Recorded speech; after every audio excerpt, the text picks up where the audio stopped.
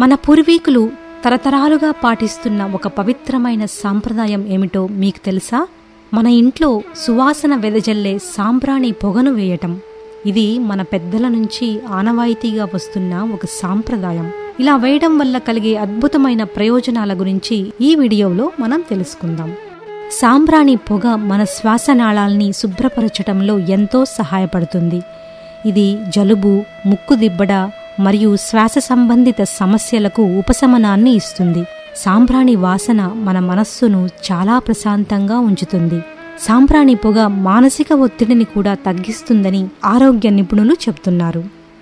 ఇక మన ఇంట్లో సాంబ్రాణి పొగను వేయటం ద్వారా దుష్ట శక్తులు దరిచేరకుండా సహాయపడుతుంది.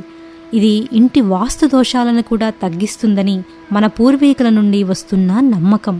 సాంబ్రాణి పొగ వలన ఇంట్లో ఒక పవిత్రతా భావం కలుగుతుంది. ఆధ్యాత్మికంగా సాధన చేసే వారికి సాధనా మందిరంలో సాంబ్రాణి పొగ వేయటం వల్ల ధ్యానం చేయటానికి మనస్సు ఏకాగ్రతగా మారుతుంది. దేవతా చైతన్యం ఆ స్థలంలో పెరుగుతుందని పురాణాల ద్వారా మనకు తెలియచేయబడింది. ఇది ఆధ్యాత్మిక అభివృద్ధికి ఎంతగానో తోడ్పడుతుంది.